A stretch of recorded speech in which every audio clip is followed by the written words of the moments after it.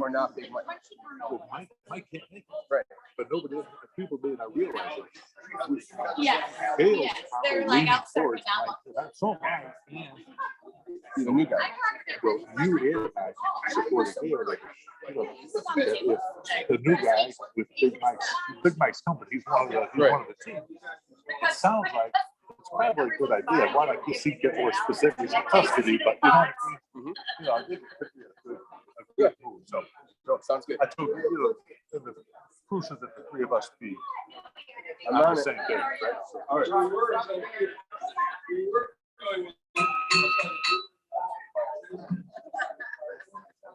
Everyone, please stand. And George, since you were the first person with your hand over your heart, can you please do the pledge? I pledge allegiance to the flag of the United States of America and to the republic for which it stands, one nation, under God, indivisible, with liberty and justice for all. Okay. Diane, special day for you. Can you please do the four-way pact? The four-way pact. In the way I interact with others, personal accountability with courage and truth. First, I will have the courage to tell the truth. I will be kind in the way I tell it. I will be fair and not seek selfish advantage. I will have an open heart and an open mind. Right, and Mr. Jack Lucas, can you come do the invocation?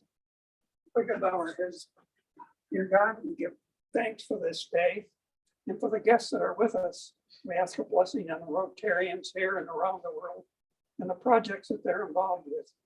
Bless this food and this meeting to our use. We ask this in your name. Amen. Amen.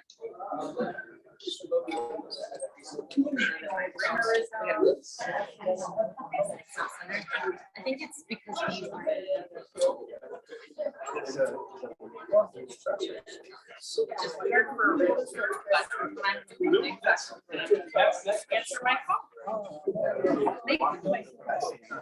First time live. Oh, yeah, And it's interesting. it is. Yep, and you present with the and then also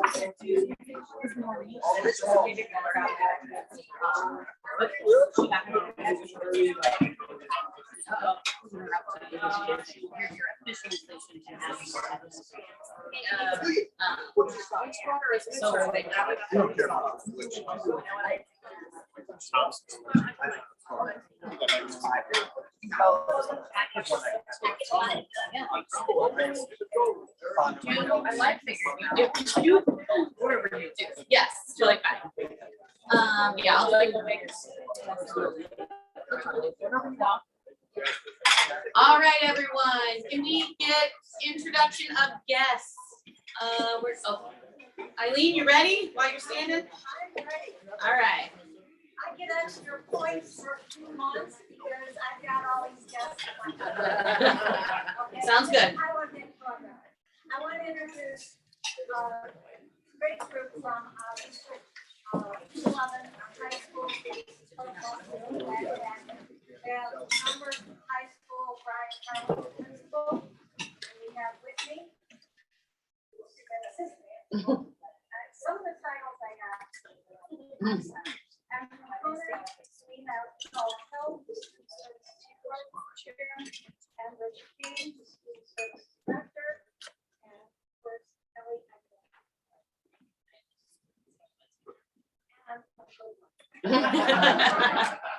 And they're here today because we're doing our back presentation for FX, and they're going to tell us a little bit about the other vision schools and how they do it. And then just a reminder, if you have not signed in, you just have to scan the QR code to sign in if you are a guest. And I'm just so that the voice, I'd like to engagement, and we are so excited to have her on our team because even though her name is Elgin, we're founder, Boston, Hanover Park, Elgin, Elevator Laura, and I've been covering all of that for 2 years. And let's just now. That's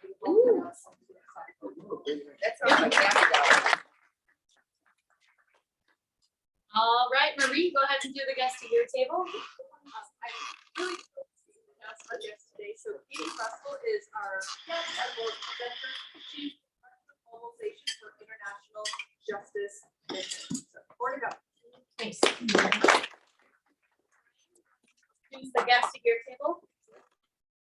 I'd like to introduce Joe Sabatino from the Canyon Rotary.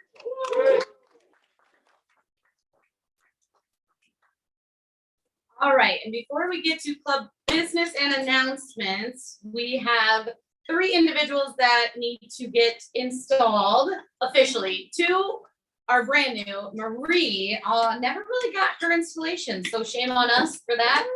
I don't know how that got skipped, but we're gonna do like a blue badge for her / installation. But we have Amy and Diane, if you wanna come up to get your.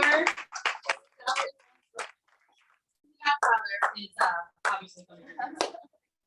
I hope you think.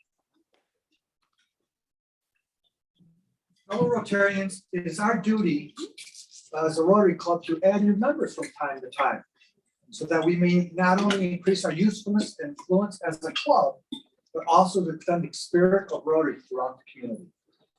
Today, I welcome to our ranks and admit to membership Diana, Amy, and Marie. Get your blue badge. So Rotarian Diane and Amy and Marie, you have been elected to membership in this club because of your fellow members believe you to be a worthy representative of your calling and also possess qualities that will permit you to exemplify the true spirit of Rotary in public, business, social, and private life. I wish to impress upon you that you have not only been admitted to the Rotary Club of Schaumburg Kaufman Estates, but to a worldwide association. And by virtue of your membership in this club, you'll be welcomed into the fellowship of any Rotary Club in the world. If you have questions, ask Jack Lucas. He's been the most of them. The honor and privilege of Rotary membership carries the duties and responsibilities. You will be expected to attend the club's meetings regularly, to perform your share of club service, and to place your knowledge and talents at disposal of the club in its task of carrying the principles of Rotary to the daily life of the community. I ask all members to rise. Rotary Diane, Amy, and Marie, in the name of the Rotary Club of Schaumburg Kaufman Estates, I formally admit to you membership in the club. And with that, I will give you your, I don't have a blue badge here though. I do. Here's your, you have badge. And I'm not brave enough to do this. Here are your pins. Thank you. Fellow Rotarians, I commend you to our newest members, Diane, Amy, and Marie with a blue badge. Classifications. What's your classification? It says it on it, yeah, events. Events management, and charge all of you to welcome them to our club.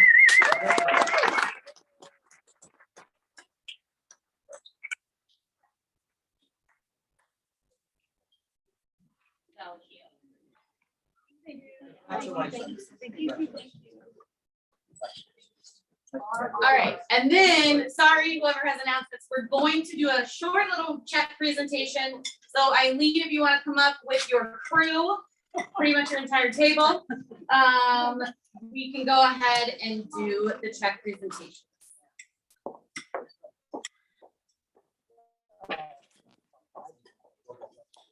I think this is really exciting. Hello, Rotarians and guests. Hello, Eileen. One of the things that we learned quite a while ago is talk to the organizations that we support. Find out what the real need is.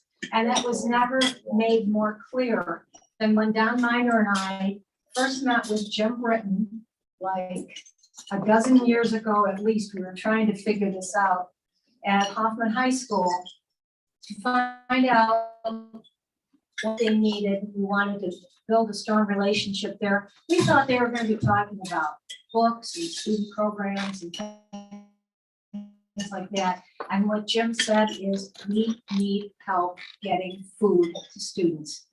And we were blown over. I mean, at that time even, Jim shared with us that there were about 300 homeless students in District 211. And I know someone's going to address that now. But today, we celebrate the program Blessings in a Backpack lasting for all the years, not just lasting, but thriving. And it has been thriving because there's a champion or 2 or 3 or 4 at every school to make sure that it stays vibrant and vital and serves their population.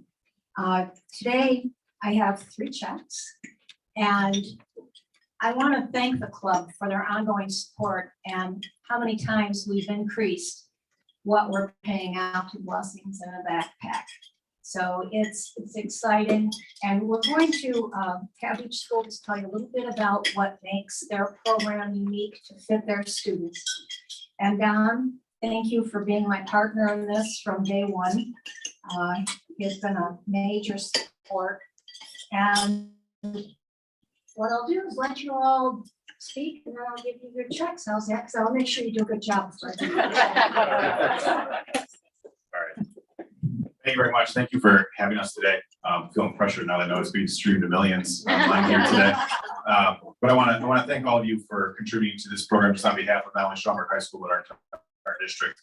I'll provide a little background for you.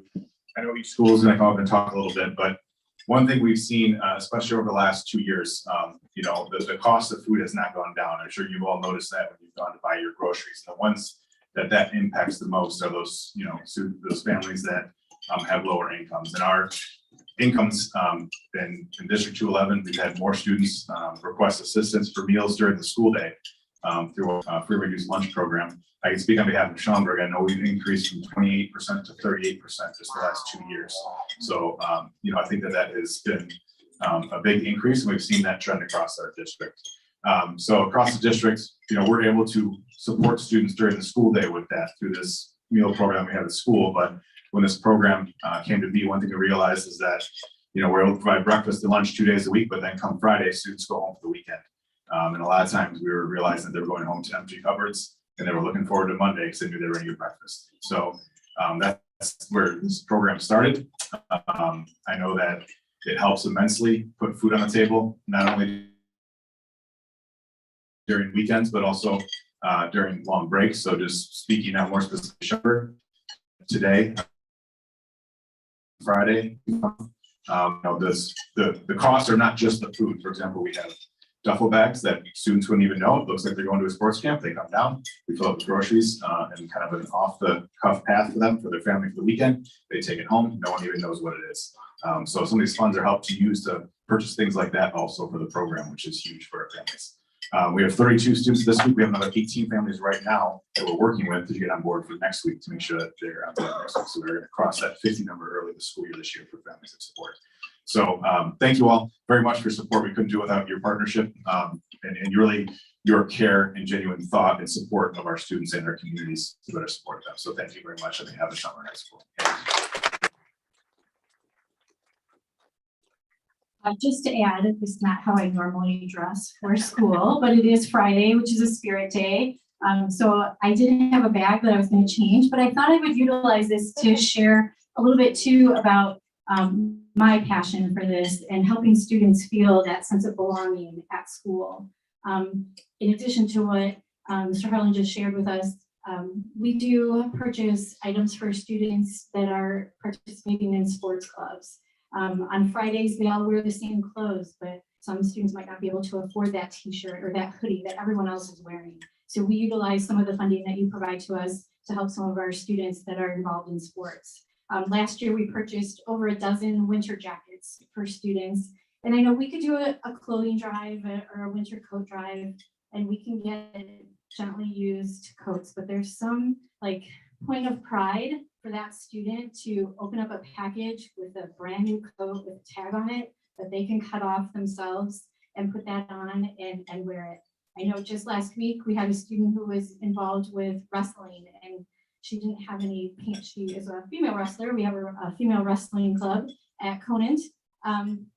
And she didn't have leggings or sweats to go. So we took some of the funding. I ran over to Target during the school day, and she honestly hasn't taken those pants off. She wears them almost every day. So I just want to share some of those personal stories and just express our gratitude to you for your generosity because it does go a very long way. Thank you.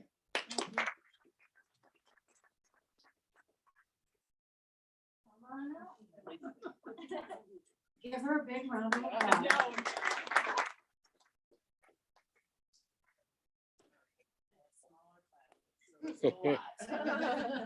I just wanted to thank everyone for all of this, because without this, we wouldn't be able to do what we are doing for our students. At Hoffman, we have a growth in number again that is serviced this year. And every year it has gone up, literally every year. And so with this, we are able to purchase the food that is going up in cost, as we had mentioned, as well as the things aside from the food that we are able to purchase for our students. You talked about the wrestler that rung a bell here, because we've done clothing for students who also have had issues at home, whether they are homeless or whatever the case is, and we're able to provide them to walk around their school proudly, knowing that they don't have to worry about what they're gonna wear, where they're gonna live, how they're gonna get their next meal. So from Hoffman, we appreciate this as well. I know our whole district does. We work together, we talk to each other, get ideas. We've been bouncing ideas even today, how to improve our programs. So every year it is gonna get better. Again, thank you.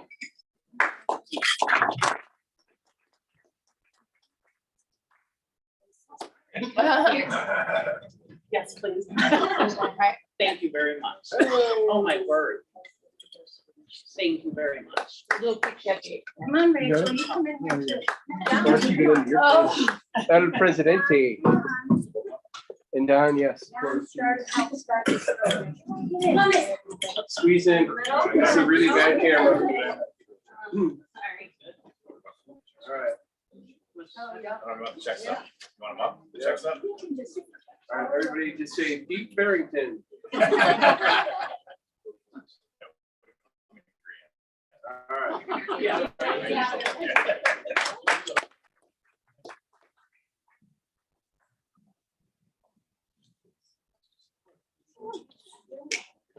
All right, now we can get to business as usual. That was a presentation. I do want to preface that for the fun and fun. And then who's got announcements? I know there are. All right, all right. All right, only one or two people asked me why I'm wearing what I'm wearing today, which means that I probably wear these types of shirts way too often. This is the week before we draw for the vacation. So we're below where we were last year at this time. And we got some people that get them in this week. Get them in. We can collect them on Friday. I'm not a big fan of that because I'm the one that's going to be trying to figure out how to get all that in there, but we can do it on Friday. But try to get them in this week. I'm trying to be Holly, but it's just the end of this thing, baby. Come on, just get them in. Get them in. Hello, Rotarians. Hello. Just a brief class announcement. The Big Mike, who was our auctioneer last year, although he won't be able to make the classic next year, 24, there is a team available, and he's got some wonderful representatives who can make it if we so choose. That choice is going to be made in the next 30 or 45 days. We did make some significant money from Mike's effort, so that was at the risk of spreading disinformation, I told Gail that I'd give the announcement. My recollection was there's $21,000 gross and maybe $15,000 net profit to our club from Mike's effort for the paddle raise and the trips to Mexico. So that was some real money, more to come. Thank you all. And by the way, for any members of 211, this is a great source of fundraising work. This is fun, some awesome programs. Blessings in effect. Thank you.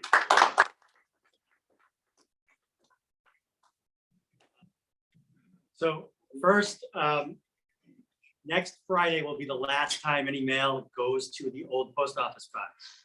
A lot of people are doing good with the new, but some people have combined the new post office box with the Hoffman Estates zip code. I did get it because the post office was able to figure it out, but just as a reminder, the PO box, the new one is 68774 and the zip code is 60168. So, and we're in Schaumburg now. The mail will be starting to be forwarded. I dropped off that today. We will be closing the box after that. Also, we have a new bookkeeper for the club who will be doing the billing with me. What I would ask is if you have a question about your invoice going forward, direct it to me. In the short time that I've been treasurer this year, I have seen that this club has taken full advantage of the fact that Bill Matthews was a Rotarian and probably was severely underpaid by this club based on the number of emails forwarded to me from him. So if you have a question about your invoice, send it to me. All right, in fact, we are not going to give the contact information out for the new bookkeeper, except to those people who absolutely have to have it. So thank you. And we probably all owe Bill a great deal of gratitude because we very severely overused it. So,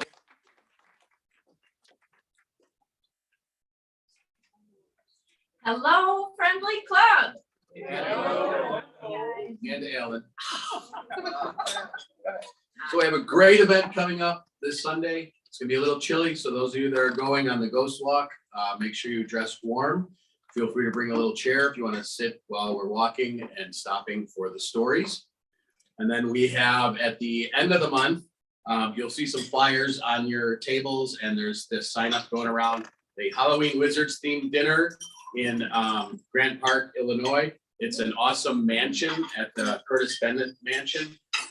It's an amazing building and it's a lot of fun. It's really a great time. And then Linda's going to talk about the next one.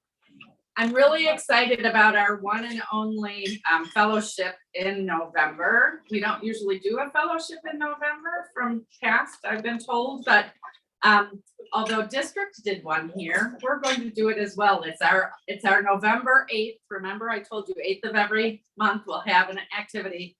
We're going to pack food at Feed My Starving Children. So I hope to see many of you there.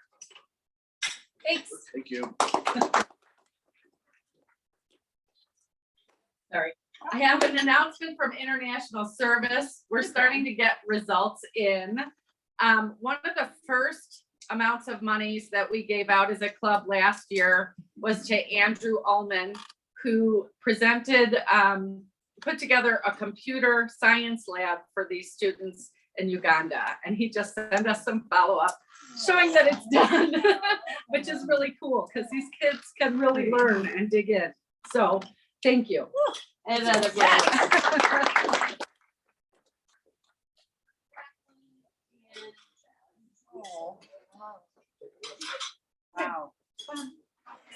Fantastic. Oh.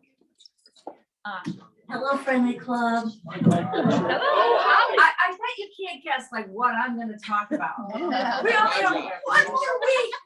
Next week is the drawing. So if you guys turn in some tickets this coming week, keep selling. You know, we can take them up to the drawing. But if you could bring them to my house on Wednesday, that would be a little bit easier. I will be out of town until Tuesday evening, but back on Wednesday. So thank you to Tom for being my right hand. Oh, you're right there.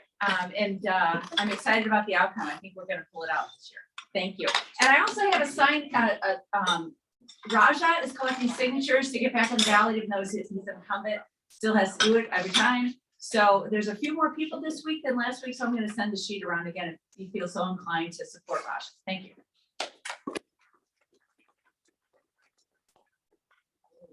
Joe Sabatino. I'm representing the Schaumburg AM Club to promote our trivia for a cause on November 4th.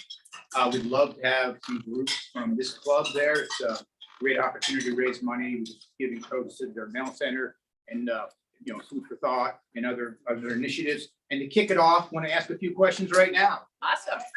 What rock group started as the backup band for Linda Ronstadt? Was it Nitty Gritty Dirt Band, America, Eagles, or the Marshall Tucker Band? Eagles, that's correct. Starbucks gift certificate. Next question. Who was the first president to visit all 50 states? FDR, JFK, Nixon, or Ronald Reagan? Nixon's correct. All right, here's a laydown here. What year was Rotary founded? 1903, 1905, 1907, or 1910? 1905. All right, everybody good. But please, if you can, I'm gonna have some flyers on the table, pick them up. Who's a member of St. Peter's Church here? Anybody? Spread the word, because it's gonna be at the Fellowship Hall at St. Peter's on November 4th. So thank you.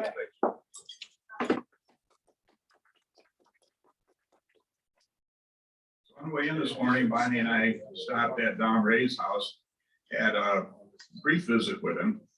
And Dom is moving kind of slowly, talking kind of slowly. And yet his biggest complaint was that he is so lonely.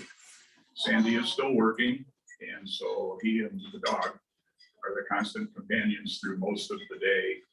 So I'm sure he would appreciate hearing from any of you, all of you. They'll call, a card, just something to say, yeah, we're thinking about you. Thanks, Jen. And there's a recognition. One of our members, one of the many, who is in the Paul Harris Society.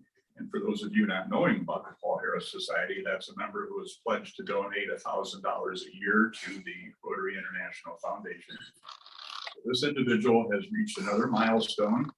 Contributions have exceeded $8,000, which now gives him a new lapel pin that is a Paul Harris +7. Lauren, would you join me?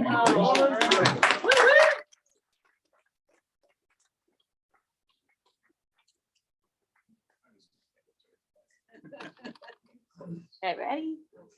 Thanks, guys. All right. Thank you and congratulations.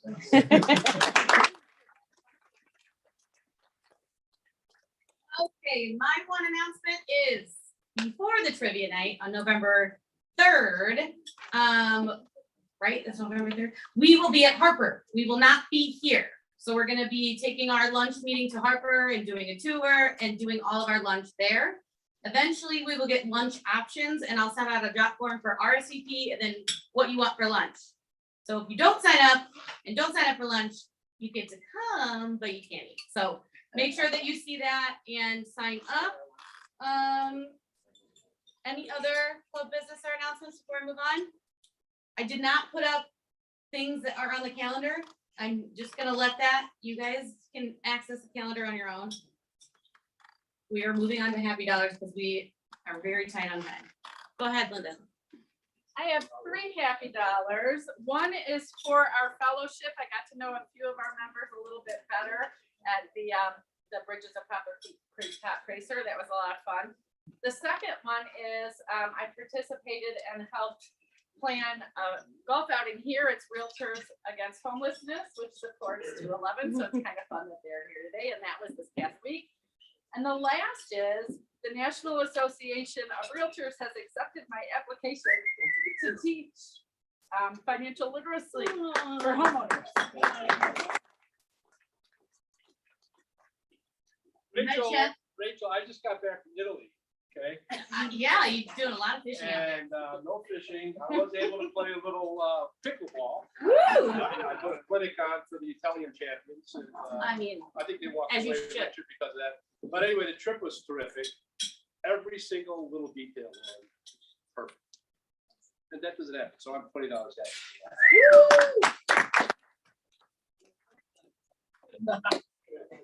Go ahead, Eileen. $3 for the 3 high schools here today that have made lessons in backpacks.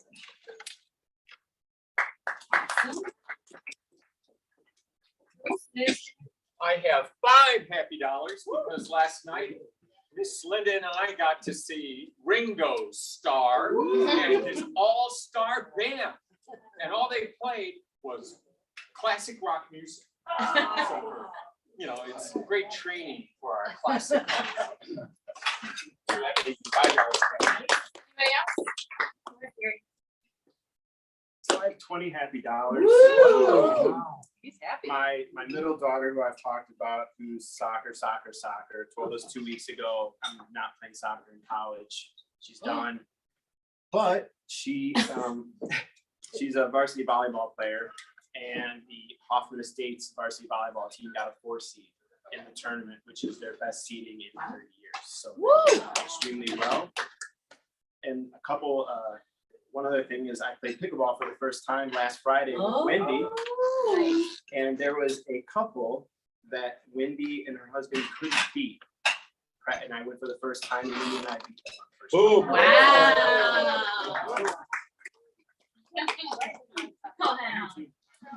I have 10 happy dollars because it's been a pleasure doing the vacation drawing with Tom. Jean and Tom and I are going to get together this Thursday and pull all the cubes together. So the whole thing is coming together, and I'm thrilled about that. I mean, I think that for all, we get to give more money to affect more change in the world. And I'm going to see a dear old friend in Minnesota, like in about a half an hour. So pretty happy about that. Okay. All right. Anybody else? Go ahead. $50 for the 10 days my daughter was visiting from California. That's awesome. Happy dollars had the privilege and blessing of spending time in Siesta Key with my 6 grandkids, the son-in-law, daughter-in-law, so it's fantastic time. Thank you, Joe. $500. So this beautiful thing happened this week that after the program on literacy, I get an email from Alan Gabe, the sweetest man in Rotary, and he says, "Hey, you connected to the book man because I had a trunk full of books," and then so did Diane. So the program led to great literacy in our community, and then Diane is going to help us with spreading the boxes that we can do retail locations. So just so thrilled that you guys were people of action for Rotary. So thank you.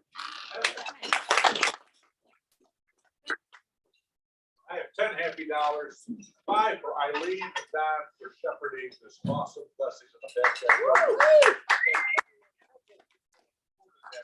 So many years, and another 5 for our 211 representatives who took their time out of their day to be able to explain this, the impact this is having on our community. Thank you.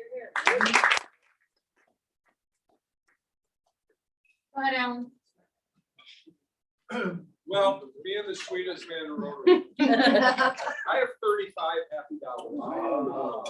5 of it goes to Diane and Amy and Marie for being new members, and Marie, I don't know what you would be as a member, but and how you 3 have jumped in and really have helped our club. I'm really happy for it. Part of it also goes to that one of my best friends is a TV celebrity, Fleischer, and the third is that my alma mater, Michigan State, is not going to lose in football this weekend. The other $30 is that Chris and I are celebrating our 30th wedding anniversary on Tuesday.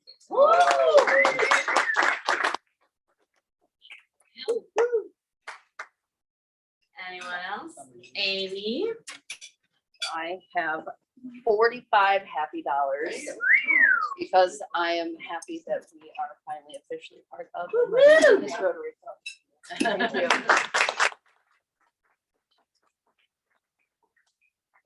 Well, that's hard to follow, but I'll take the $4 challenge. My favorite place to be every single Friday, so I couldn't be happier to be part of all of you amazing people. This is the best thing that ever happened to us. So thank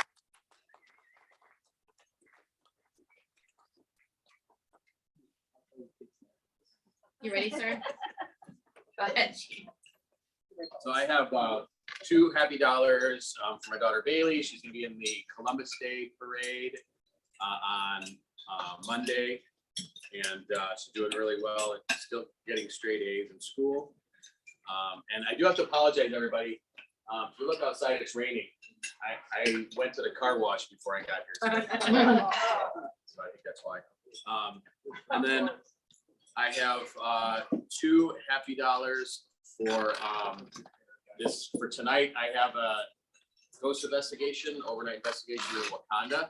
And I am also speaking at the Conant Paranormal Club on Wednesday to help the kids and teach them about what we do.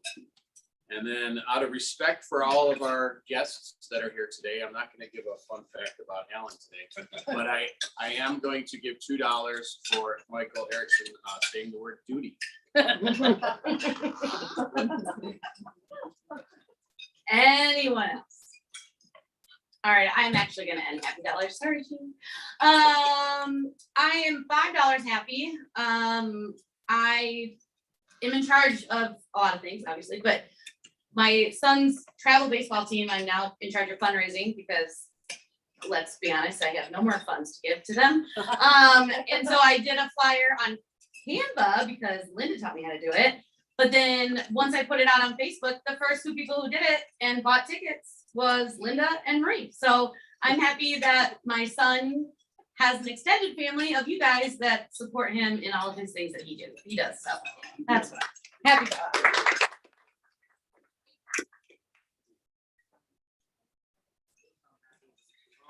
All right, we're gonna go right into Queen of Hearts because we are running low on time. Someone want to grab the board for me?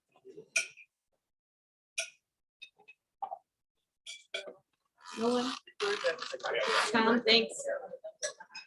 All right, we're gonna give a shuffle. And then spin.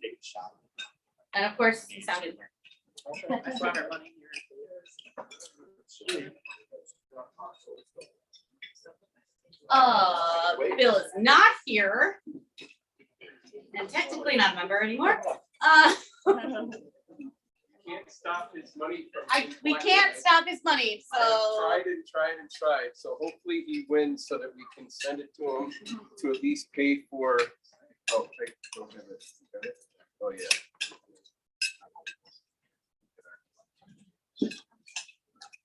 Not a winner. Want.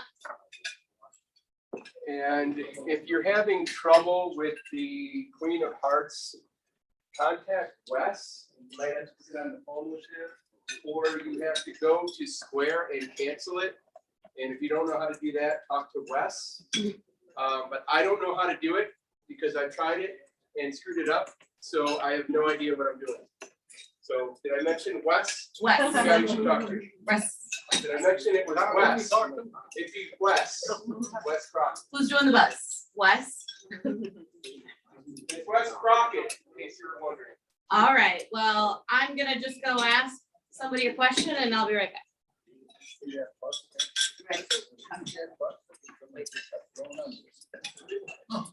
All right, and our nicest man in Rotary, or sweetest, what was that? Sweetest, okay. Our sweetest man in Rotary is about to take all your money, so run it from. No clapping, come on, people. Oh,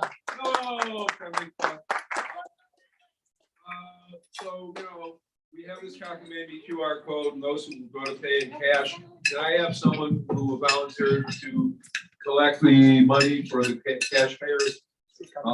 So Don will be a volunteer. Thanks. I neglected to find people last week for not having pins, badges. So if you don't have your pin or badge today and you didn't have it last week, it is the truth. Please pay $2 each. If you were late today, Lauren, that'll be $2. If you don't have a guest at your table, that'll be $2. If you have more than one guest at your table, you're being a hog, you're not sharing with everybody else. So that'll be $2. Eileen and Sean and Crystal. Vince Santasardo, well, I hope people aren't shocked. Vince Santasardo did something nice for me.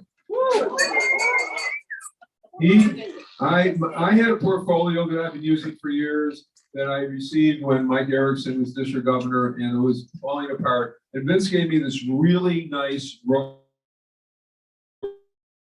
Rotary portfolio. Isn't this nice?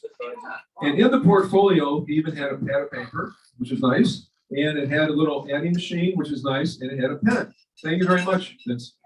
Except the pen doesn't work. So I had to borrow a pen, and I felt really embarrassed that I had to do so. So you can pay $2. Rachel. Yes.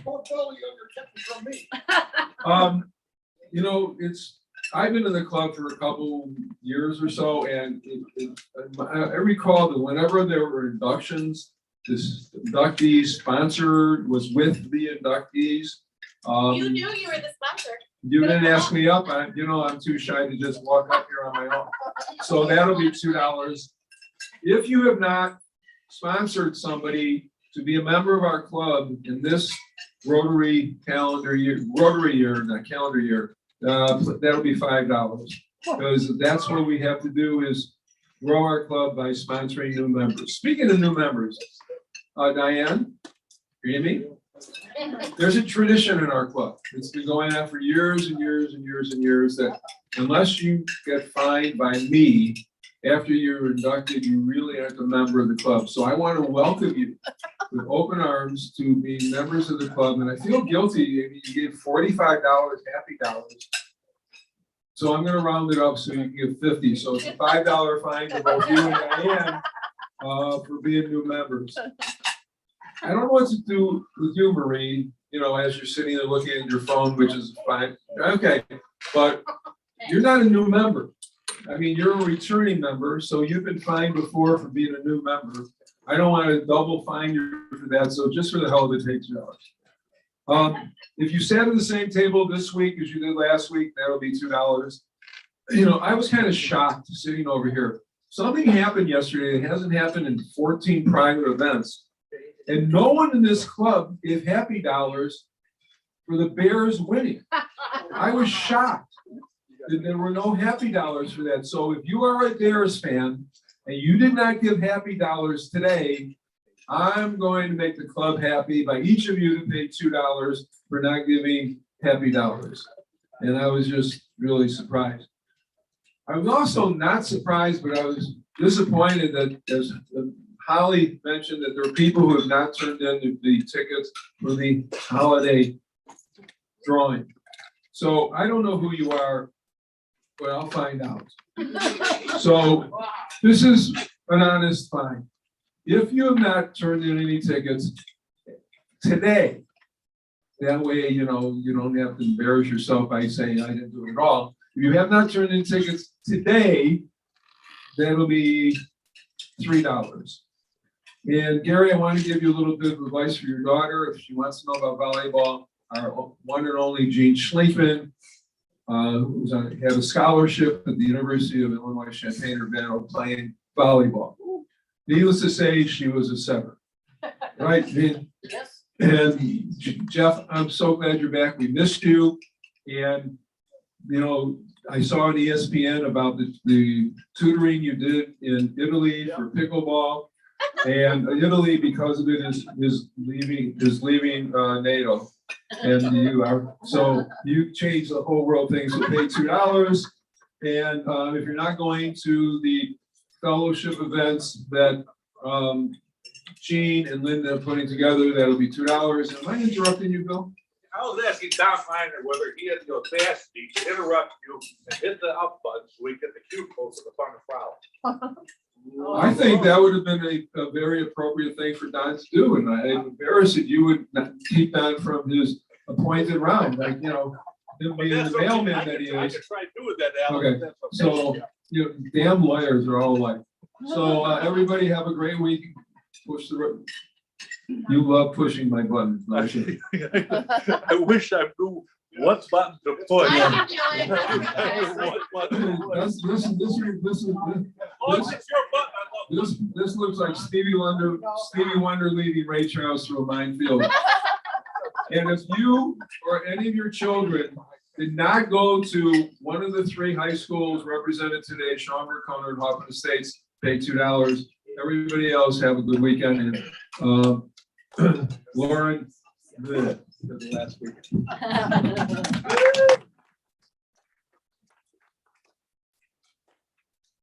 Thank you, Alan. That was very sweet. All right, and I'm gonna have Marie introduce our speaker because we are already, right? Yeah, baby. All right, we did it. You ready, Marie? All right, go ahead. I am delighted to introduce our speaker today. This is Katie Russell. She is the Director of Mobilization in Chicago for International Justice Mission. It is a human rights organization combating human trafficking, which is modern slavery on a global scale. She has the privilege of sharing about her work and what Chicagoans can do to help. She is involved in helping us ensure that we can achieve our vision to protect 500 million, with a B, people who are vulnerable to violence by 2030 and make justice unstoppable. She currently serves on the board of Professional Women's Club of Chicago and is a member of the Chicago Council on Global Affairs Next Generation Advisory Committee. She is also That's what happens. Sorry, Tom. Katie is also a AmeriCorps alumna, having served in New York City on the leadership development team and in public school 75. So thank you so much, Katie, for bringing this important topic to us today. Thank you. Good afternoon. Thank you so much for having me today. Honestly, I feel like I'm almost semi-inaugurated here, or initiated, I should say. It truly is an absolute joy. Whoops, sorry. I'm a very short human, so this is always a little bit of a moment. If you could, thank you so much. Yeah. Oh, okay, wonderful. Well, again, it's just an absolute joy to be here with you today, and really a privilege to be able to share what we do at International Justice Mission. So really the one Marie shared so eloquently, but the one sentence of what we are and what we do. We are the largest global organization, NGO, fighting modern slavery. Now I'll unpack that a little bit today, but it was such a joy when Marie shared that the month of October is focused on economic and community development within Rotary, because that is ideal. I said, aha, I know exactly what I'll talk about, because we know that ending poverty is a vital piece of alleviating poverty around the world.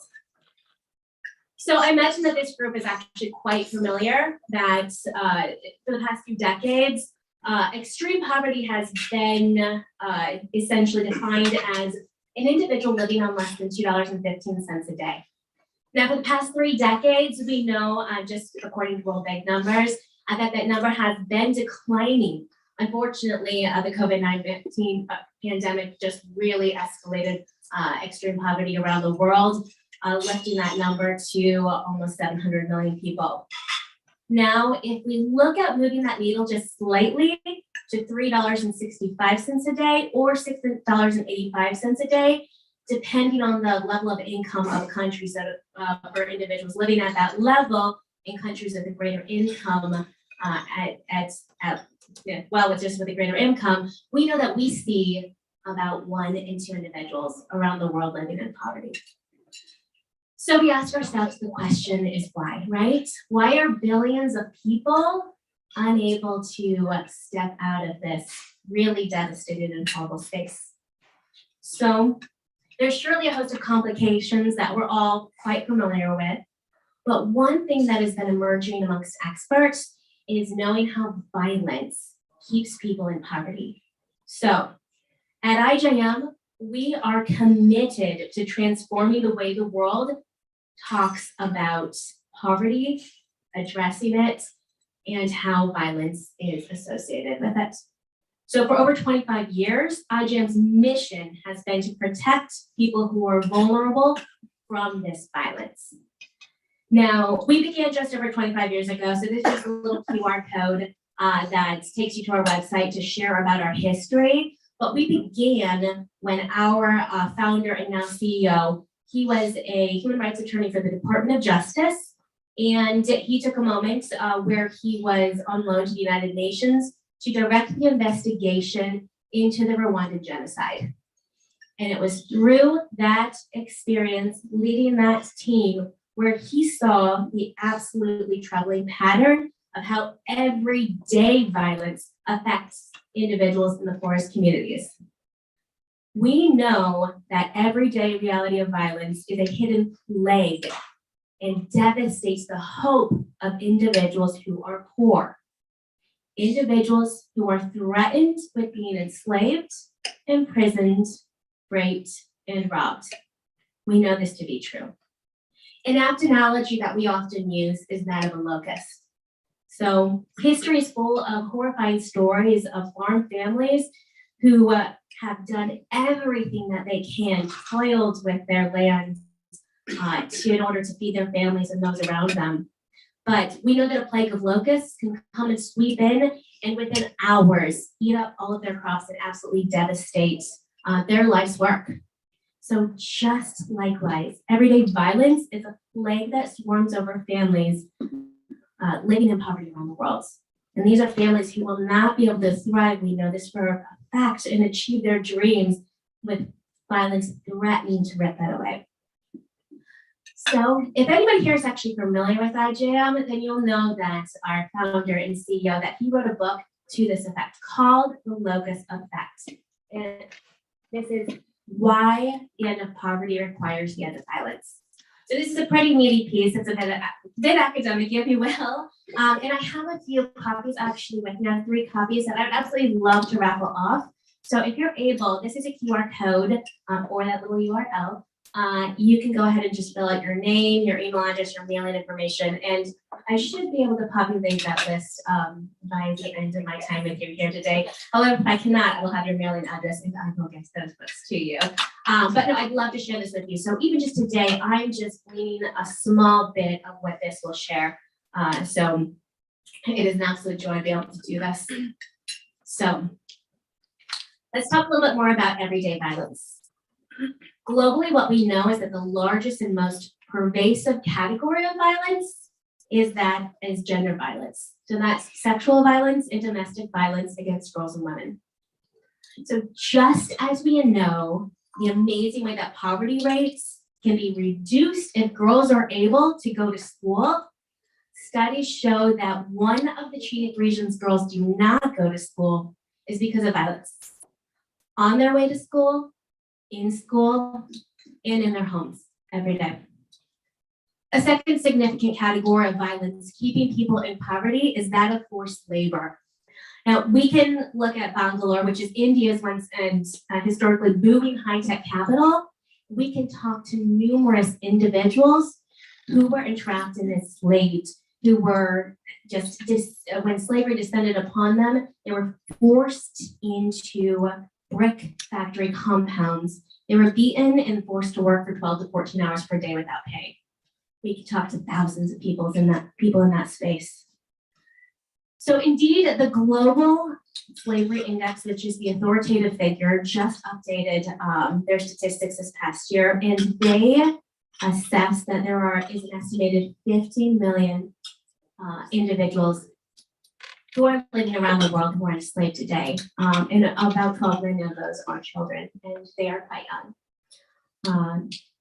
In an era where we have so many exploding and growth in sectors around the world, in many incredible sectors, we know that there's a massive sector of humanity that is literally held in poverty through slavery. So, moreover, while it takes all of us, and I'll tell you, actually coming here, it just puts me so on fire to hear about the work that we're doing in our local schools, which is absolutely so necessary, from schools that you're supporting here to that group of young men in Uganda. It's just incredible to see that because it takes all of us to do this. However, for us, what we're talking about is how traditional poverty alleviation is one piece of ending poverty. So we know we need medical clinics and schools and microloans. But what we've also identified is that none of those can actually stop violence. So just like those young girls, they need to be able to get to school to be able to take advantage of these programs. So this is why we start talking about how violence needs to be addressed as a significant part of that equation. And we know that there is a fundamental service that can in fact stop this. Something that you and I depend on every single day to keep us safe, but something that many who live in poor communities have rarely seen. And that's quite simply law enforcement. So we know it is absolutely illegal anywhere around the world to own another human being, to sell another human being. But the problem is not that many people who are poor don't get laws, they simply don't get law enforcement. And this is why violent people oppress those who are poor, who live outside of that protection of law, because they can and because it is profitable. We know that the human trafficking industry is over $150 billion. And to be perfectly frank, that number is a decade old. We simply don't have the data in this day and age, but we know that it is significantly higher, although 150 billion should still stop us in our tracks.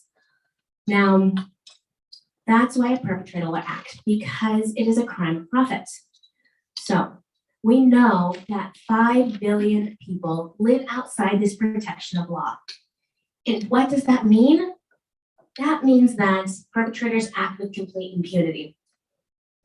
So sometimes those who are poor are so disproportionately victimized by violence that we're tempted to think that poverty can in fact cause violence. But we know that's not true. Of course, it's the other way around. We can often think the same thing when we think about looking at 90% of malaria deaths around the world occur among those who are living within a globally poor community, and conclude that poverty causes malaria. But of course, we know that poverty doesn't cause malaria. We know that mosquitoes do. But it's just that poor people don't get something that we get, which is protection from mosquitoes and the mosquito parasite. So likewise, poverty doesn't cause violence. Violent people do. But poor people don't get that which we get, which is protection from violent people through law enforcement. But we very much know that there is hope, because history tells us unequivocally that there is. So how do we know? Well, because we have proven it. So when criminals fear being caught, many choose to stop committing the crime because it is no longer profitable. At IJM, our proven theory of change is that of justice system transformation. First and foremost, we rescue and restore victims. And our teams of investigators and law enforcement officers around the world train local and national governments in how to credibly identify and arrest a perpetrator. And we work with social workers and aftercare specialists so that we can train them on trauma-informed aftercare, as well as participate often in rescue operations, because it will take a social worker often to be a part of that process to rescue somebody who's in that vulnerable space.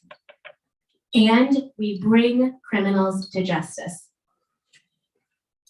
We work with judges, we work with prosecutors to credibly and swiftly convict criminals. And we train judges around the world to do this so that we can bring victims justice and that other criminals will see that they cannot get away with the crime. And then of course we scale that demand. So at IJM, we do this in 31 casework offices around the world, and we are scaling incredibly.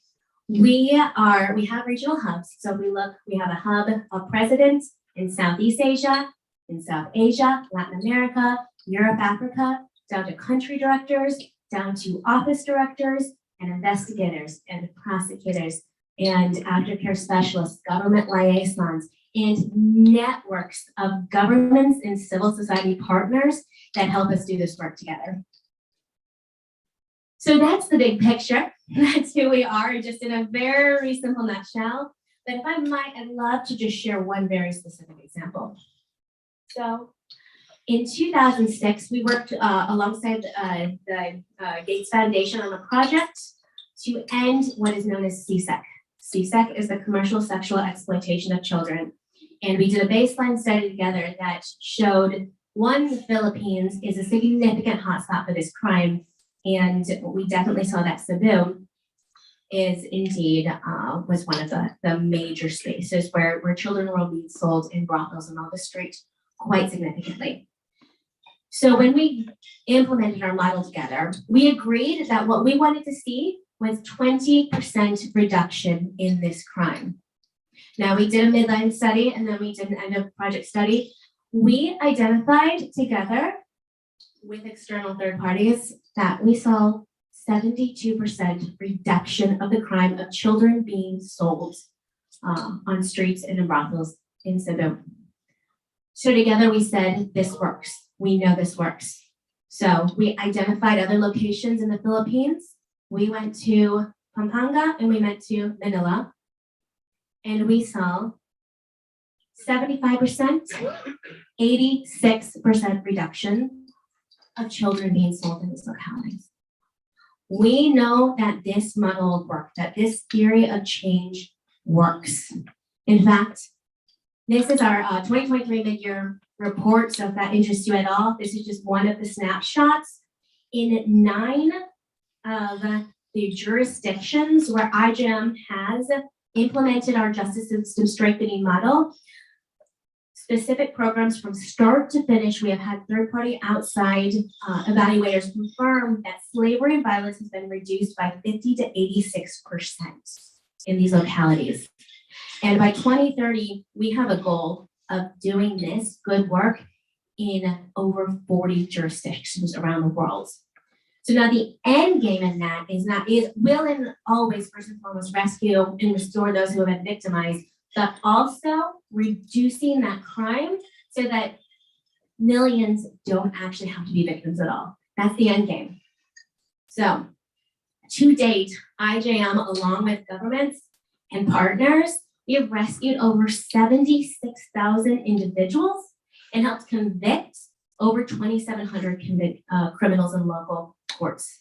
Now, and this is even actually early 2023 stats, so we need to get a little bit of updated. I need to get a little bit of updated, but those are real numbers, and we are just continuing to grow and grow. That is really transformative. Also, just to keep it going, in 2019, IJM helped support the establishment of the Global Survivors Network. So this is becoming an authoritative force in the fight against modern slavery. So these survivor leaders, they represent about 6 countries at this point, but they are also equipping other survivors to lead, to advocate, to speak into policy and amplify their voices. So to date, there are 26 chapters of Global Survivor Network chapters in 9 countries and over 4,000 members. Now, led by that council, I'll just give you a little bit of a snapshot of the individuals that are leading this charge. So we've got David in this photo, actually. He's an advocate of the High Court of Kenya, and he chose his career as an attorney after being a victim. He chose to go to law school so that he could represent others who weren't able to represent themselves. We got Ruby. She is a gentle and beautiful soul, and she was a survivor of online sexual exploitation of children, which is what is known as OSEC, and is extremely prolific right now. If you have any interest in learning more about that, I'd be happy to share more. But I don't think you opted in to talk about that tonight, so this afternoon. But she actually travels widely and she shares her story. She's been in the States several times, and she's actually, she works with us on some of our projects, actually, to lend her survivor voice. We've got Raja, who is a practicing advocate at the Honorable Madras High Court and other courts across the state of Tamil Nadu in India. And he is a survivor of bonded labor, and he actually speaks often as a mentor to other survivor groups.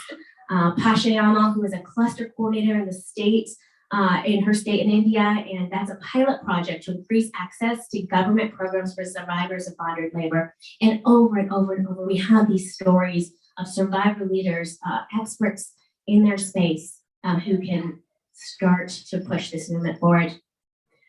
So that's why we have hope, because we have a proven model, we have the teams in place, we have a roadmap to scale the protection, and we're really, really encouraged. So normally I probably would have started with this beautiful video that we have, but actually I thought this video that is about hope really pulls together who we are as an organization, who we work for, and honestly, it just, it can move me to tears every time because it showcases a lot of my colleagues, a lot of our survivor leaders, and I watch them fight every single day. Some of the smartest, some of the strongest individuals that we'll ever have on this earth, and it's a privilege to work with them. So if I may, I'm going to go ahead and close with this video, but thank you so much again for having me with you.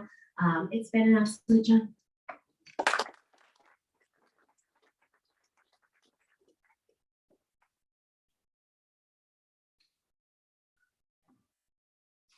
Hope is powerful.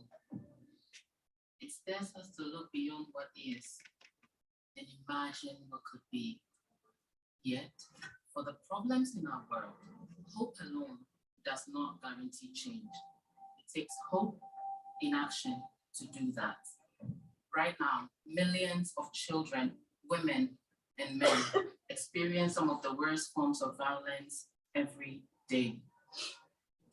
Violence that forces families into slavery, locks women in rooms to be used for sex, exploits children across the internet, and makes homes unsafe and abusive. You will be slapped, you beat it, you don't have the power to fight back. If you do so, you know that the gravity will be more than what you were given before.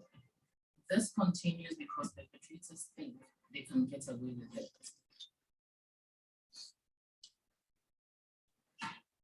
Our hope will not stand for this. For over 25 years, International Justice Mission has been strengthening justice systems by partnering with local communities to investigate crimes, rescue victims, convict criminals, and support survivors through healing.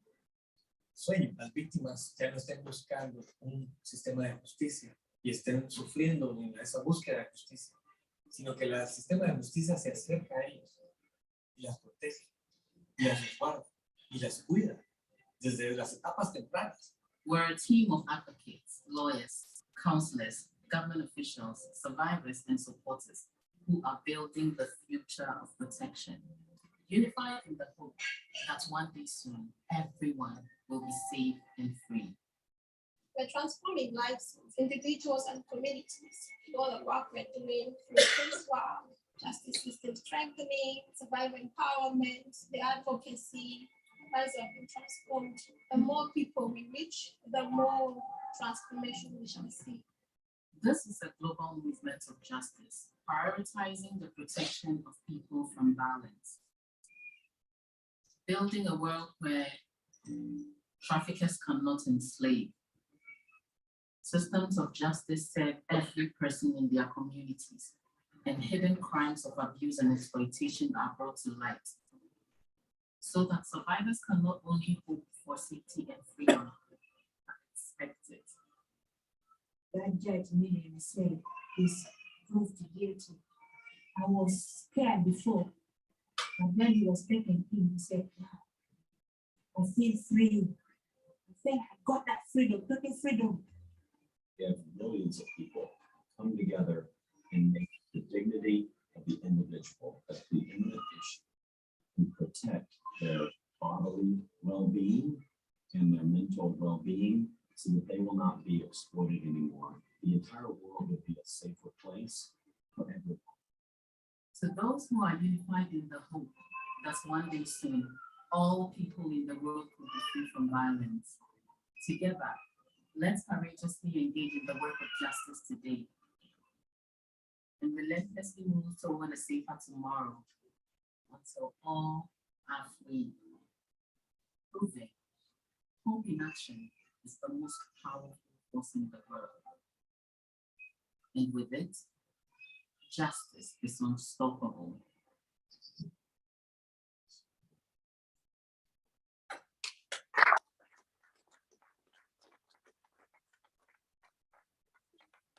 Oh, sure. Happy to answer anything. Don't scurry up. Yeah. Any questions?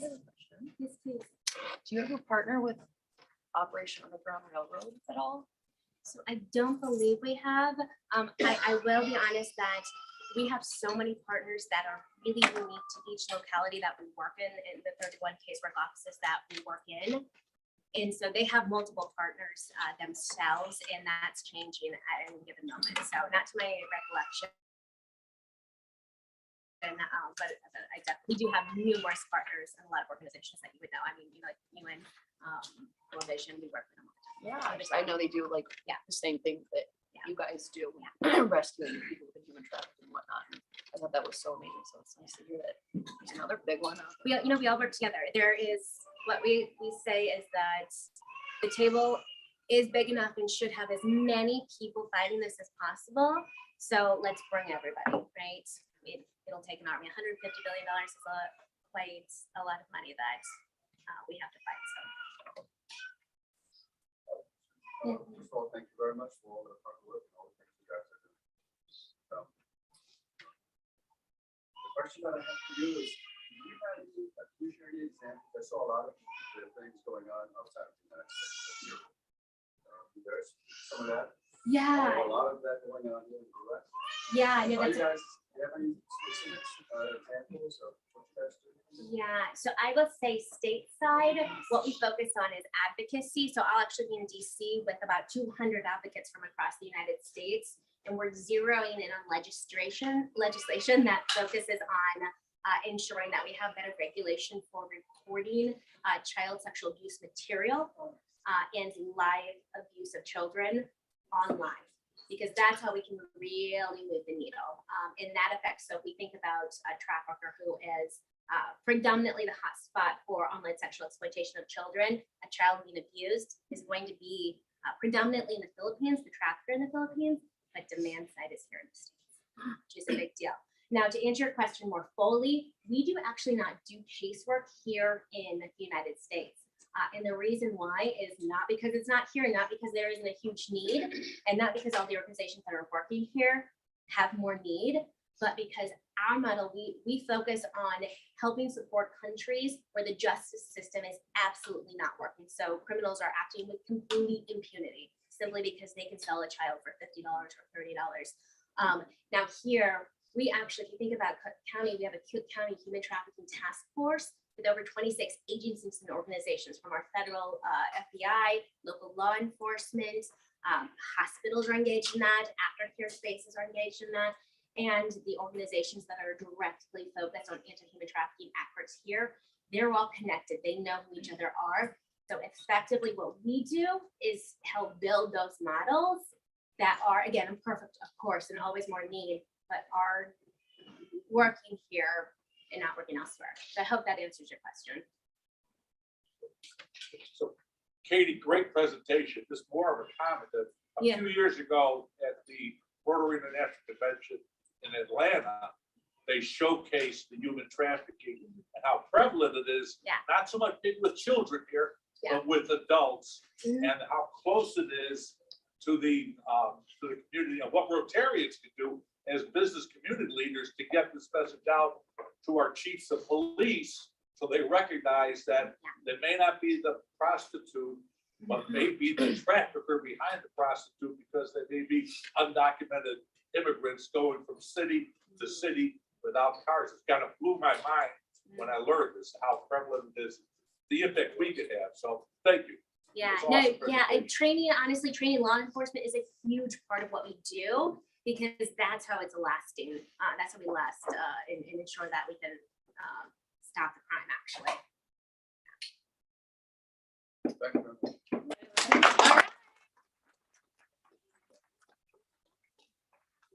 For you, so it is the 4-way test mug. Oh my goodness. Our friends at Thank you. Gigi's Playhouse made those mugs for us, so yes. And I will remind everybody, and it is up here, Create Hope in the World is our theme for Rotary this year. So that was a perfect fit for the theme. So thank you so much. And next week, there's no speaker because it's the vacation drawing, so everyone's still sell. And then can we all rise for the 4-way test? Want to remind us to congratulate these guys as members.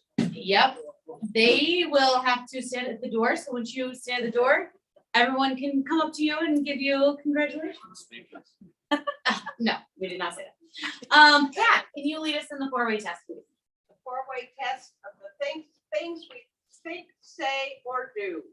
First. Is it the truth? Is it fair to all concerned? Will it build goodwill and better friendships? Will it be beneficial to all concerned? And like we said, we need people with action. So go out there and be active. Thank you.